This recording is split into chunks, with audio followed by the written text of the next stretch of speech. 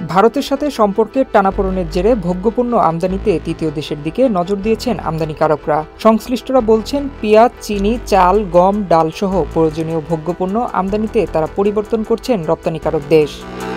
এ বিষয়ে বৃহস্পতিবার Khatunganj trade and ইন্ডাস্ট্রিজের সাধারণ সম্পাদক সৈয়দ সগির আহমেদ বলেন, পণ্য আমদানির ক্ষেত্রে ব্যবসায়ীদের একটি দেশের ওপর নির্ভরতা থাকে না। অনেক ক্ষেত্রে পণ্যের বুকিং রেটের ওপর নির্ভর করে পণ্য আমদানির দেশ পরিবর্তন হয়। আমাদের দেশে ভোগ্যপণ্যের উল্লেখযোগ্য সংখ্যক ভারত থেকে আমদানি হলেও বিকল্প দেশগুলো থেকেও আমদানি হয় মাঝে মধ্যে। আমদানির ক্ষেত্রে বিকল্প চিন্তা সবসময় থাকে ব্যবসায়ীদের। ইডেন বে কক্সবাজার সমুদ্র সৈকতের উপর নিজেদের একটি ঠিকানা। মাত্র ৫ লাখ টাকায় আপনিও হয়ে যেতে পারেন এই হোটেলের মালিক।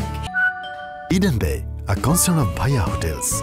বর্তমানে ভারতের পরিবর্তে অন্য দেশ থেকে পেঁয়াজ সহ কিছু কিছু পণ্য আমদানি হচ্ছে।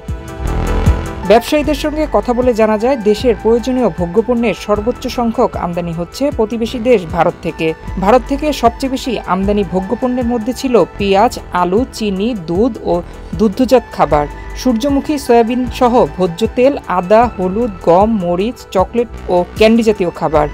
কিন্তু ৫ আগস্ট ক্ষমতার পালাবদলের পর কমতে থাকে ভারত থেকে পণ্য আমদানি। এমন পরিস্থিতিতে ব্যবসায়ীরা প্রয়োজনীয় পণ্য আমদানিতে তৃতীয় দেশের দিকে নজর দিয়েছেন।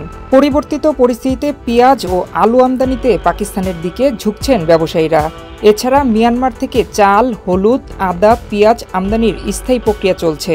অন্যদিকে চীন থেকে গম, চিনি, ভোজ্য তেল, পাকিস্তান থেকে চাল, চিনি, জিরা, মরিচ, ইন্দোনেশিয়া, আফগানিস্তান, সিরিয়া, তুরস্ক থেকে মশলা জাতীয় পণ্য, রাশিয়া ও ইউক্রেন থেকে ভুট্টা, ব্রাজিল থেকে গম, চিনি এবং থাইল্যান্ড থেকে চাল আমদানিতে মনোযোগী হয়েছেন ব্যবসায়ীরা।